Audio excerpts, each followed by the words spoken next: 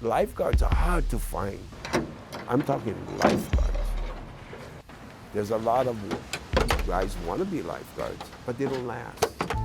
They come out, they try it, and then they find out it's more than what they see. Lifeguards aren't just made, they're born. We're attached to the ocean. We're watermen first and we're lifeguards next. And then having that passion of helping people. There's no other self-interest involved, it's purely simple, helping people when they need help. Being a lifeguard is probably someone who's willing to go towards the danger for a stranger and to do it with aloha. That's to be a lifeguard, is to have aloha. A lifeguard is a person who knows the ocean, who knows the area he's in, is completely knowledgeable about the reef, the sand, the holes, the surf, and he takes that time to learn that. And only then do you take a step into becoming a lifeguard. Most of us, we come from a long line of watermen, fishermen, surfers, divers. I grew up, watching these guys, and then my dad and a bunch of my uncles became lifeguards, and then it was kind of only natural for me to just kind of follow in that line. There are many great watermen well before us. There are generations of lifeguards on Oahu before us, and I'm just another link in the chain. This job is about life. If you're ready to risk your life for somebody you don't know, day in and day out, you got a career. People come to this island because they know it's a safe island. Even if they're surrounded by ocean, they are safe when they see the city and county lifeguards, the yellow shirts.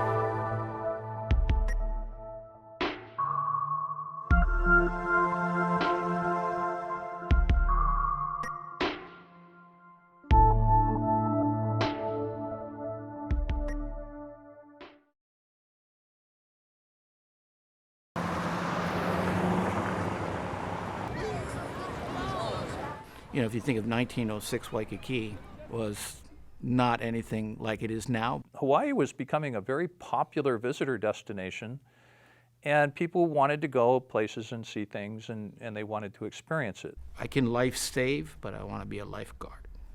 I think that's the kind of person George was. He really wanted to be a lifeguard. George Freeth was born a part Hawaiian person in Honolulu in the 1880s, became a locally well-known surfer, swimmer, water person. George was introduced to the famous author Jack London.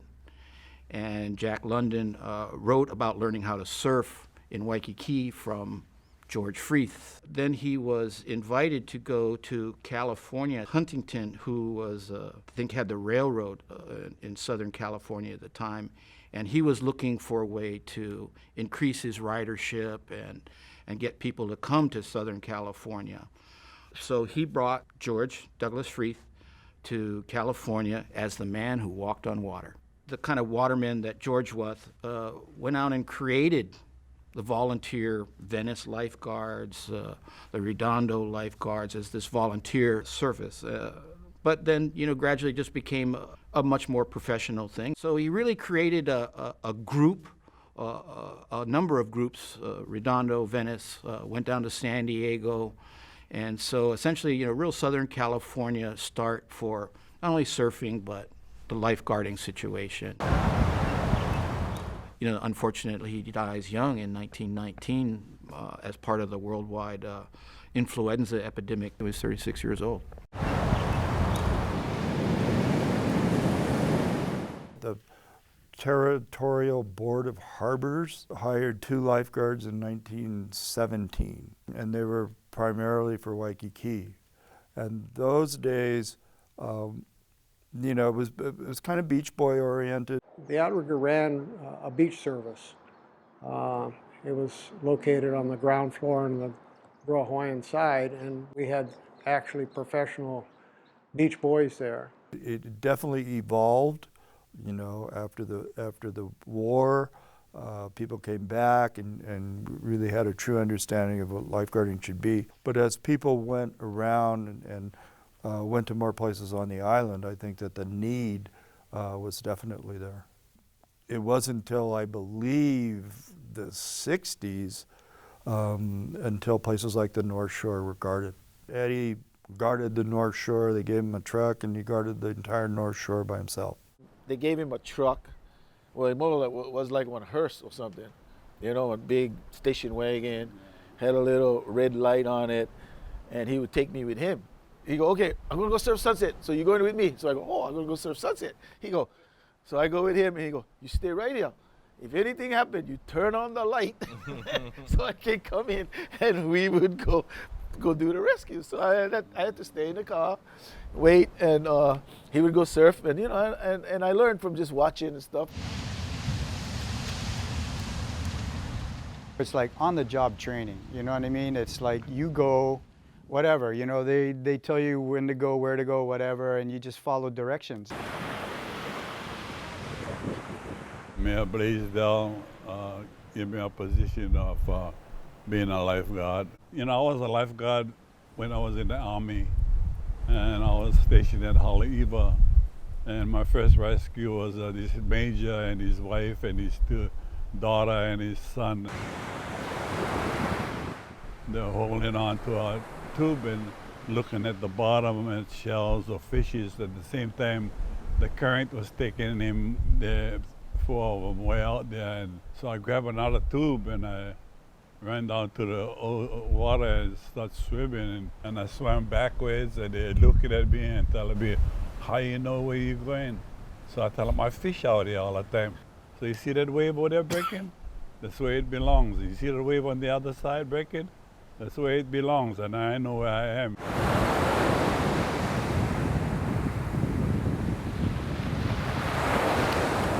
When I first started, there was one captain, one supervisor for both the North Shore and the Leeward District. So that guy patrolled, you know, both sides of the island in one day. Early on, there wasn't lieutenant positions.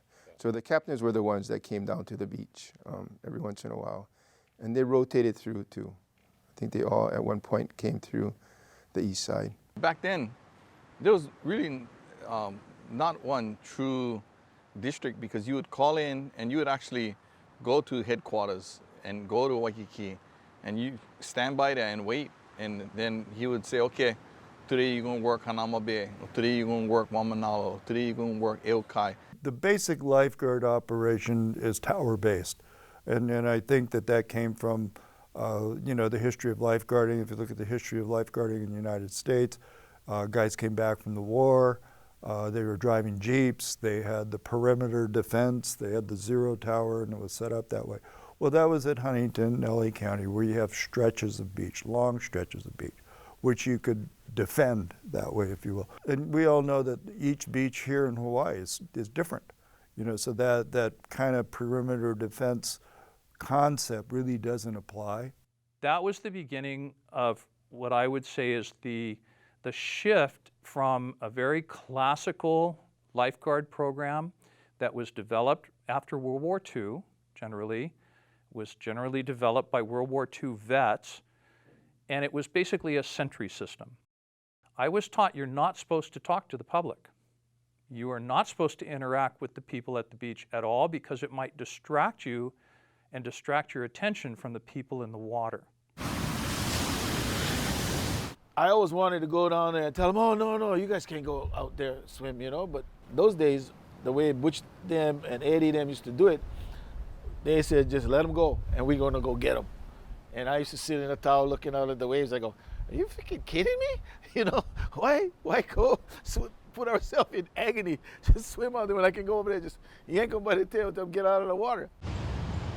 For decades and decades, we've been inviting people to our island home. It's like, what if you invited someone to your house or your party and they drowned at your house? Like, how terrible would that be as a host?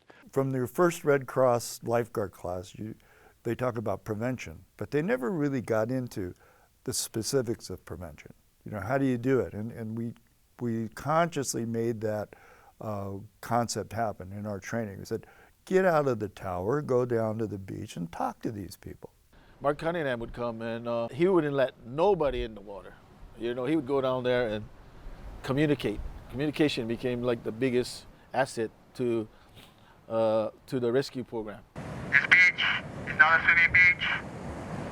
We got dangerous shore breaks, strong currents, #1 in the nation for back and neck spinals. People are smart. People are akamai. Give them information and they'll take it. And it's not paradise. It's not all, you know, the blue water and the sandy beaches can hurt you. They can kill you. Consciously talk to people and warn people and educate them. And I think that's, you know, the whole crux of the matter is educating people. People would be up on the cliff edges and would get into trouble. They'd get washed in, they were taking pictures, they were doing tourist activities. Of course, there were no cell phones in this period. And so the people driving down the road would see this happen, and the first place they would get to and see where there might be help would be the lifeguard tower at Sandy Beach. So they would pull in there and go, lifeguard, lifeguard. There's people back up the road at either Blowhole or Rifle Range or Bamboo Ridge. We didn't have lieutenants to do mobile response. We didn't have a mobile responder. And it was just accepted that these people end up drowning. Very once in a while, I would hear the lifeguards from Sandy Beach get in their own personal cars and try to drive down there and go help out. According to the way that our program was structured, we were breaking the rules. We never have radios. It was on pay phone until they established one phone inside of the tower. No ATVs, no jet skis, just surfboard and rescue tube and fins. You're looking at, there's somebody going down and they're 1.5 miles away, you know? So you're pretty much trying to do something that it's not gonna happen unless you have a boat or something. We played with the little rubber boats and the inflatable boats that are used extensively even today in Europe and Australia. That was okay to a certain point, but you still, you know, you couldn't match the power of the ocean as big as it got. And the waves would literally outrun the boat and gobble it up and chew it up. And so we could not deploy those boats in the North Shore during the winter. And they were pretty mad at me, frankly, when I said, we can't put the boats out there, guys, when the surf's that big. And they're like, well, Jim, this just isn't right. I mean, this is when we need it. I said, look, it's just too dangerous. The telling part was when Brian had to be rescued. Brian got creamed, and somebody came by and, you know, came in with the ski. Said, all right, and a kind of light went off in Mr. Kealana's mindset. So I'm sitting in the lineup at Makaha, and all of a sudden I see this thing coming over towards me, and as it comes over, I see Brian on this ski. This works, you gotta try it, man, you gotta try it. And I drove it over to Klaus Myers, and I immediately caught a couple of 15-foot waves, and I mean, it was just like, boom, this is okay, this works, this is it. Jet skis had a bad rap. They were dirt bikes on the water, and they were offensive, and they were loud, and they were smelly, disruptive. We had a demonstration for city council folks out on the North Shore. They went out for rides, and they were sold as well, and that was the beginning of it. It cuts the response time, it cuts the drama, it cuts the trauma.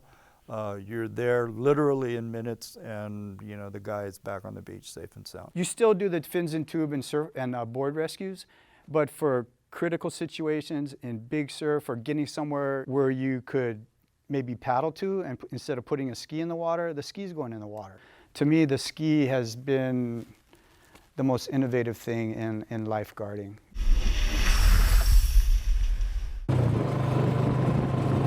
It leads us into then the use of all-terrain vehicles. If we see somebody that's headed into a dangerous situation, even a half a mile down the beach, the guards will get on that ATV and they will drive down there and talk to them before they get in the water. This principle was the fundamental separation of what became the Ocean Safety Program from the Parks Department into the Emergency Services Department, which is a true, fully integrated public safety department. What was then water safety now becomes what's known as the Ocean Safety Division.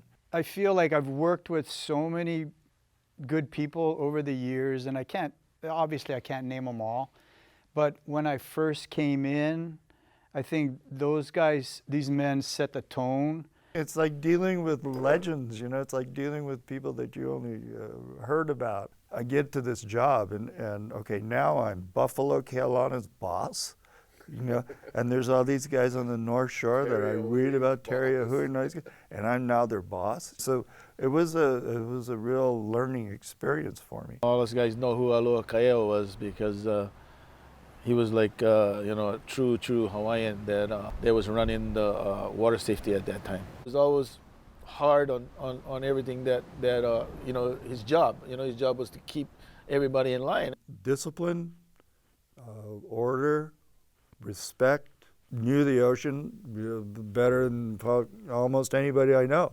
But he had that presence in the command over the people. See, every time I wanted to call in sick, right? And we get on the phone, and we pick up the phone, and we call headquarters, right? And we get phone ringing and ringing and ringing. And soon he answers the phone. We go, we all hang up because, we didn't want to ask him that we were sick, because even if we were sick, he would tell you, you so bullshit, you better get your ass to work, So when I used to call in sick all the time, and he would pick up the phone, I would hang up, And he goes, yeah, I know you guys over there. I hang up the phone.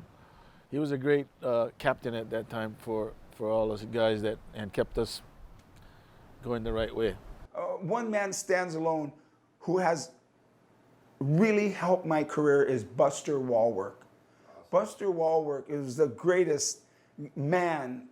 He had the most aloha of anybody I've ever met. I really liked him because he was an easy guy to get along with, especially when he became the captain, right? And like I said, every time I called in sick and Buster would answer the phone, and I go, oh, boss, I'm sick today. He goes, hey, easy, no problem, just easy. I think one of the reasons I became a lieutenant was really because I seen how Buster would lead, and how he communicated across to all the personnel, where you don't have to be real militant or hard-nosed and stuff like that also too. You can be a great communicator and build one district, up and stuff also too. He was like, he made sure you came to work, and he wasn't there to bust your balls or anything, He was there to make sure, you do your job and try to do it right, No, yeah. And that bugger is still going, man. Yeah. He's top shape. Probably can outrun and outswim me right now. And the young kids. The captain before never take care of one district, took care of West and North Shore. So he had to make that drive every time, going all over and stuff. So he would space out his time of how much time he spent to the tower. So with Clifford, no matter what you're doing, when you see his truck pull up, you gotta stop whatever you're doing, whether you're training, whether you're writing something, or watching the beach, just get off the tower, communicate with him, because he get on minimum amount of time, and he find out what your needs, what you're doing, what's happening, what's coming up. So he was real, just involved in the district. Well, I was fortunate enough to work with Rel Sun and Pua Mokuau, who have both passed away, and I miss them so much. Pua Mokuau. Oh gosh, I can still hear her laughter and she was so full of aloha, and she was also strong and fit and a good surfer, and I just still miss her all the time. Well, of course, when I came in, Rel was the standard, the Queen of Makaha, and it makes me sad to not have them, because as a lifeguard and getting older, it would have been so nice to compare notes with those girls. There have been a lot of women that have come and gone over the years, and a lot of inspiring women. Please keep it close to shore on the sandbar. These women, I think, took that opportunity that they had to a whole nother level as far as being lifeguards. All I want to do is strive to be like the men and women before me. I saw everything they were doing, and I wanted to be like that and be better. We worked hard at overcoming some stereotypes, because I think, back in the day it was the Beach Boys. I remember this woman comes up to me, she stands right in front of my tower. She goes, is that all you do? She's looking at me, I'm sitting in the tower. Just sit there watching the water? And I go, yeah. And she goes, water, easy. And she drops. I pick her up, I put her behind the tower, get cool, you know, put up, you know, treat her, boom, and then she comes out of it, you know, and she goes, what happened? Heat stroke, I mean, heat exhaustion. And I said, you'll be all right, but this is all we do. Because I've asked other people that are good watermen, hey, why don't you come and be a lifeguard? And they're like, I don't want that responsibility. I can't, I'm not someone who goes towards the danger. Every part of your body is being transferred in what you're doing so you can bring this guy back to life. And with all that you have, that you put into this person that you don't even know, and he dies, it's a crushing blow to a lot of people. A lot of people do not come back to work. A lot of people will not come back to work. And a lot of people just quit. And others will come back, but they get this thing that haunts them still yet to this day. I made quite a few intense rescues. One that comes to mind is little Keala. It was just after a big, huge swell. It was the very day after the swells quit hitting first break, and now we're just barely outside into the reef at Waikiki, and the boy drowned. He wasn't wearing a leash. I saw his board floating. I mustered up some beach boys and lifeguards. We went out, we found his body. When I had to swim down and see Keala, head stuck in the reef, I had to dislodge his head and swim him up. I swam the boy up and took him in with my surfboard. I pumped CPR on his chest and the ambulance was waiting. They took me into the ambulance and I pressed CPR all the way in the ambulance. He said, stop, he's dead. And I said, no, I know this boy. And I sat back and I continued the ride to Queens Hospital. That night I went home. For the next 3 weeks, every time I went to sleep, I saw me pulling the boy up to the surface, and I looked down and I saw my son's face. And that haunted me for years. There's a lot of those that I can still see their faces, you know.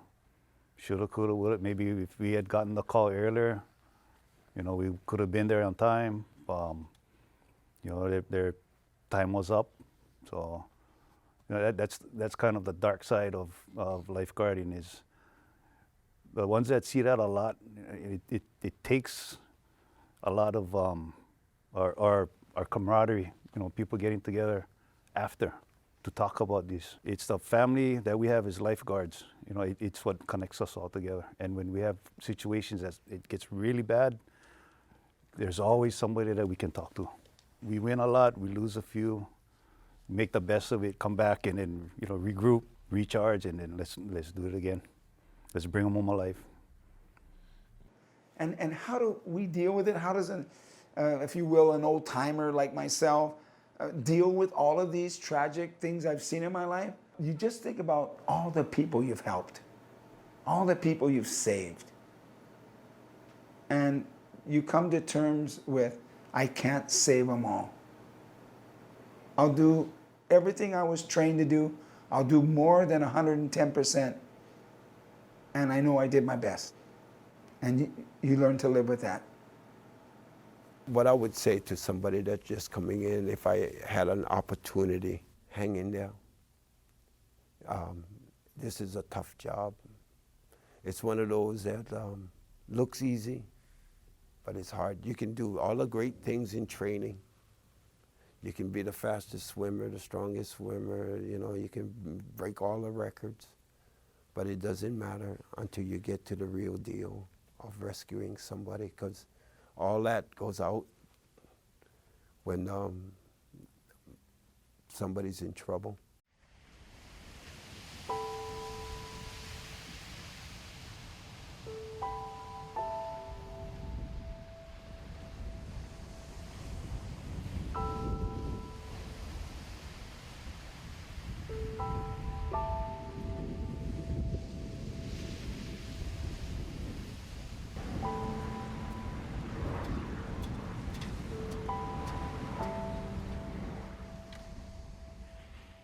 It's the 100-year anniversary, right? You know, for all the lifeguards, and what's neat is this thing will be shown, and all the lifeguards in the room right now, if you look around and just, ask if anyone has saved anybody's lives, raise their hand and look around and see how much people are raising their hands. And those lifeguards that not raising their hands probably just started. And if you look around and stuff like that, each and every individual has saved countless of lives that impacted the whole world, that even taught the rest of the world and stuff like that. So, this whole, 100-year anniversary, is going to contribute to the next 1,000 years along the line. So this is only the fruit of what's beginning to be.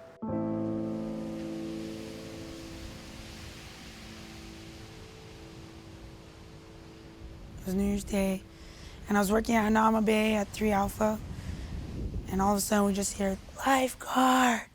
Quick, we're like, what? It was close to shore. There's a lady holding a girl. So I ran down there, and she was close enough that I just ran straight out to the lady, grabbed the girl, ran back up the beach, and as I'm running up, I'm like, this is a young girl. She's small, you could tell she was young, started doing CPR, and the lady ran up, and that was her mom. And I was like, what's her name? I'm doing compressions. And she's like, Geneva. And I just started saying the girl's name. I was like, come back. Everybody's here. It's not your time. And we're continuing to do CPR. And all of a sudden, I just remember her eyes open. She looked at me. I just told her, hey, calm down, breathe the oxygen. And got her to start breathing. And by the time the ambulance came, she was able to, I asked her like her name, where she was. She was able to respond back. And the next day, I was working at Sherwood's, and the lieutenant came down and was like, here you go. It was an email printed up, and it was from her saying thank you so much. She was just thankful that she could, live another day and go graduate high school. So we hardly get to hear back from people, and when you do, man, I read it out loud. Me and my partner, just the meanest chicken skin. And you think about her and her family, it's a ripple effect, all the people that are touched from the one person you help. I saved a baby's life. The father and I were surfing outside the bowl, the waves of about 15 feet. And I look up on shore and I see this dog running down the beach, and something was in the front of the dog, and there was his baby crawling on the sand. He went down to the ocean. And I gave him my board. I told him paddle in and go get your baby quick. So I got to the shore before him, and I ran all the way down to where the river mouth was, and the water caught the baby, and the baby was going down to where the surf is rolling. And I jumped into that same water, and I went down. As I was going down where the surf was rolling, and the baby was in there, I just kind of prayed. I said, oh God, please let my body touch this baby also. And my feet went touch the baby, so I grabbed them, and I put it in my hand immediately, because we learn CPR on the baby to hold on the tongue, and you tap on the back, and you let the water out, and you turn them this way, and you blow air in the mouth. So I did that about 4 times, and I was next to the shore already. Dennis helped me up on the sand and go there, and the baby started crying, and see what a joy to hear a baby, right in front of your face, and your body feels so good. I was on the wall with Saul Aikau, that jetty that goes up on Cohill Beach, and Ivan Harada. And we were standing on the wall, and it's showing me the areas about the kids, no surfing in the area. And I look over to my side, and I see this guy kicking a body. This is my first day at work. So I dive off the top of the wall. I grab this body, and I'm taking him up the beach. I put him on the beach, and I'm like, oh, so I start doing mouth to mouth. And I couldn't open up the mouth, and this was like luck shot, and I hear Ivan goes, through the nose, and I'm like, so I look at the nose, I blow in the nose, I hear this brrr, and all of a sudden her eyes opened up, and I jumped, because, that's my first time, and right there, and she took a breath, fire department came, ambulance came, and they goes, oh, you brought her back, and I was like looking at her, and she's looking at me, and I was like, wow, this is what I want to do. I felt myself just fully engrossed in this, bringing back somebody to life. I think you have to love it. You really do. At that point, it's not work almost. It's it's kind of instinct. I think it's more like an instinct, you know. You just do it. Once you put the life-saving thing into it, you know, there's no amount of money. You know, we're not here to be rich or anything like that. I mean, my mom freaked out about it the most, you know. She got super upset because I went to college to be an engineer and I ended up being a lifeguard on the beach, you know, and she snapped. I've been in conversations with people, oh, what do you do for work? And these people are throwing out what they do, the kind of money they're making. And I'd say, well, I help people and I save lives. What do you do? There's a fraternity, a brotherhood, a family of lifesavers, and there are many, many, you know, thousands of lifeguards around the world, Australia and California and down under South Africa. And I'm just very honored and proud to be a part of that family. You never know how many people you touch during the times that you work with them until the day comes where they says, you did this for me, or you did this when I work with you. To be so blessed to be in a position of working with this wonderful group of people, to do that for others, there's nothing greater in this world. There's nothing I can think of in this life that would be more valuable to spend your life doing. When I became a lifeguard, I never knew in any aspect I would become a captain. But my destiny was written in the sand at Waikiki. And I met the most incredible people. The lifeguards in Hawaii are looked up to. When I was working, I used to get literally hundreds of emails from people all over the world. I want to be a lifeguard in Hawaii. It's my dream to be a lifeguard on the North Shore. When a person becomes a lifeguard, they have to have aloha in their heart. Because you're going to be dealing with a lot of different people. And sometimes you're not going to agree with these people. But if you don't have love for people in your heart, you will never become a successful lifeguard. You know, I did this acronym of LIFEGUARD. L, lifeguard, means love. So in other words, and leader. See, I got to be a leader, L, and I need to love people. I stands for integrity. It's not what I say who I am, it's what I do that says who I am, integrity. F, friend. I got to be friendly. Aloha people when they're coming to the beach.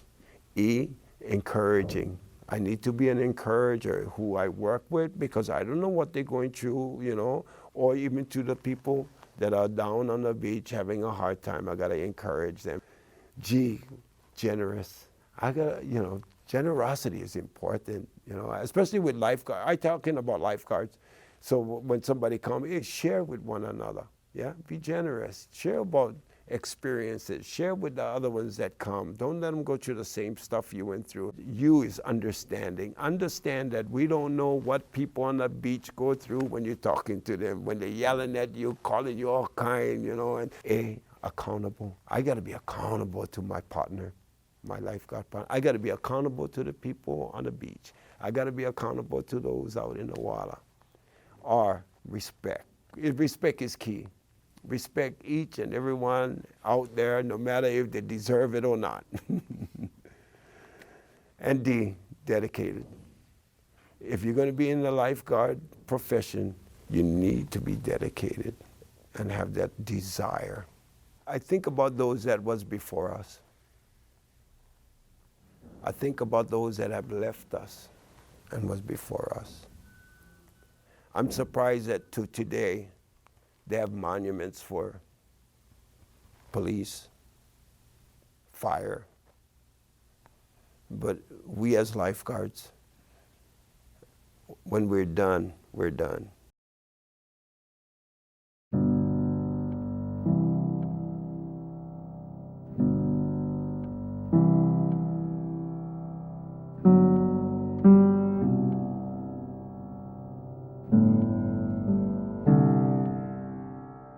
My grandmother, like I said, Evelyn Clark Freeth, and my mom, May Evelyn Freeth Borthwick, were able to be part of the Redondo Pier, the initial bus that was put on for George Freeth there. And I think it was like, okay, he's finally getting, you know, some of the recognition that he's deserved. I do believe that the legacy continues on kind of a wide range.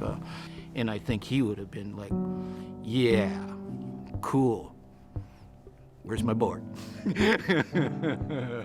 I'm just happy to save somebody's life, you know, and if you feel good, I feel good. And I always thank God for, you know, when I jump in the water, I always say, help me and keep me strong and just go for it.